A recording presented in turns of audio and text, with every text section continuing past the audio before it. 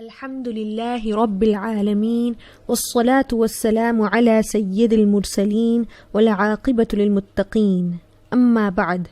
Number 1، اسلامی تاریخ۔ حضور صلی اللہ علیہ وسلم کی بیماری کا زمانہ۔ حضور صلی اللہ علیہ وسلم ماہ صفر سن 11 ہجری کو جنت البقیع میں دعائے مغفرت کے لیے تشریف لے گئے۔ واپسی پر سر میں درد اور بخار کی حرارت شروع ہو گئی۔ آپ صلی اللہ علیہ وسلم نے بیماری کے عالم میں ازواج مطہرات سے اجازت لے کر حضرت عائشہ رضی اللہ عنہا کے یہاں قیام فرما لیا اور بیماری کی حالت میں 11 دن تک امامت کرتے رہے، مگر جوں جوں وقت گزرتا گیا مرض بڑھتا گیا، حتیٰ کہ ایک دن طبیعت زیادہ ناساز ہو گئی اور نماز عشاء کا وقت تھا۔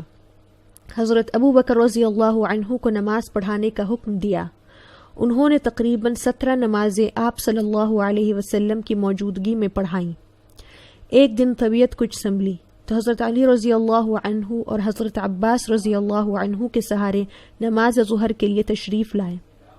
حضرت ابو بکر رضی اللہ عنہ نماز پڑھا رہے تھے۔ آہٹ پا کر وہ پیچھے ہٹنے لگے۔ آپ صلی اللہ علیہ وسلم نے ہاتھ کے اشارے سے منع فرمایا اور خود ان کی بائیں طرف بیٹھ گئے۔ نماز کے بعد فرمایا، اللہ تعالیٰ نے اپنے بندے کو اختیار دیا ہے کہ چاہے وہ دنیا کی نعمتوں کو قبول کر لے یا جو کچھ آخرت میں اللہ کے پاس ہے اس کو پسند کر لے، لیکن اس بندے نے ان چیزوں کو قبول کر لیا ہے جو اللہ تعالیٰ کے پاس ہے۔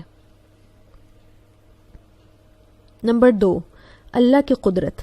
نرخرا، گلے کی نالی۔ ہم جو آواز نکالتے ہیں، بات کرتے ہیں، اللہ کی قدرت دیکھیے۔ اللہ نے آواز نکالنے کا کام نرخرا کے ذمے لگا رکھا ہے۔ نرخرا گلے میں ایک نالی ہے جس کو ٹیٹھوا کہتے ہیں۔ زبان اور ہونٹ اور دانت یہ حروف بنانے کا کام کرتے ہیں، پھر زبان اس کی ادائیگی میں مدد کرتی ہے۔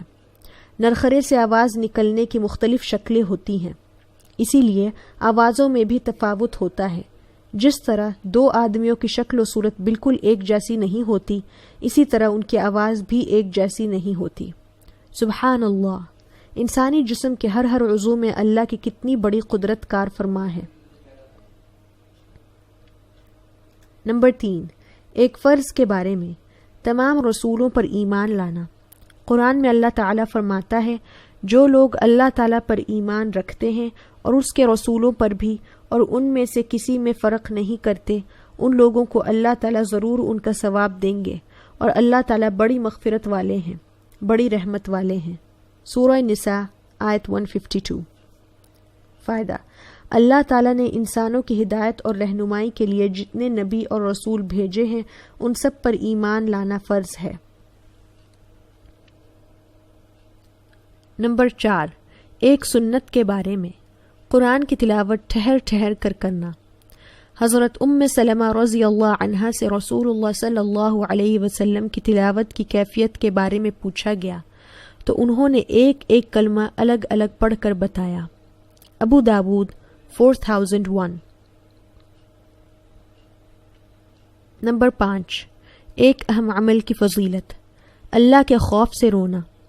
رسول اللہ صلی اللہ علیہ وسلم نے فرمایا، جس نے اللہ کو یاد کیا اور اس کے خوف سے آنکھیں بہہ پڑی یہاں تک کہ زمین پر اس کے آنسو گر پڑے، تو قیامت کے دن اس کو عذاب نہیں دیا جائے گا۔ مستدرک 7668 عن انس بن مالک رضی اللہ عنہ۔ نمبر 6، ایک گناہ کے بارے میں۔ چند بڑے گناہ۔ رسول اللہ صلی اللہ علیہ وسلم نے فرمایا، 4 شخص ایسے ہیں کہ اللہ تعالیٰ کو حق ہے کہ ان کو نہ تو جنت میں داخل کریں اور نہ اپنی نعمتوں کا مزہ چکھائے۔ نمبر 1، شراب کا عادی۔ نمبر 2، ناحق یتیم کا مال کھانے والا۔ نمبر 3، سود کھانے والا۔ نمبر 4، والدین کی نافرمانی کرنے والا۔ مستدرک 2260 عن ابی ہریرہ رضی اللہ عنہ۔ نمبر 7، دنیا کے بارے میں۔ دنیا ذلیل ہو کر کب آتی ہے؟ رسول اللہ صلی اللہ علیہ وسلم نے فرمایا، جس شخص کا مقصد آخرت ہوگا تو اللہ تعالیٰ اس کے دل میں استغنا پیدا فرمائے گا اور اس کے کاموں کو جمع کر دے گا، اور دنیا اس کے پاس ذلیل ہو کر آئے گی، اور جس کا مقصد دنیا ہوگا تو اللہ تعالیٰ اس کے فقر کو اس کے سامنے کر دے گا اور اس کے کاموں کو پھیلا دے گا اور دنیا اس کے مقدر کی ہی آئے گی۔ ترمذی 2465 عن انس بن مالک رضی اللہ عنہ۔ نمبر 8، آخرت کے بارے میں، قیامت کا منظر۔ قرآن میں اللہ تعالیٰ فرماتا ہے، خبردار ہو جاؤ جب زمین کو پوری طرح کوٹ کر چورا چورا کر دیا جائے گا اور تمہارا پروردگار جلوہ فرمائے گا اور فرشتے صف باندھ کر میدان حشر میں آ جائیں گے اور اس دن جہنم کو سامنے لایا جائے گا۔ سورہ فجر آیت 21-23۔ نمبر 9، طب نبوی سے علاج، تربوز کے فوائد۔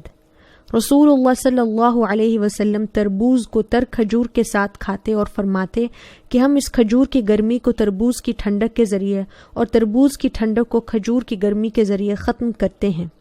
ابو داود 3836 عن عائشہ رضی اللہ عنہا۔ فائدہ، تربوز گرمی کی شدت کو کم کرتا ہے اور گرمی کی وجہ سے ہونے والے سر درد میں بے حد مفید ہے۔ نمبر 10، قرآن کی نصیحت۔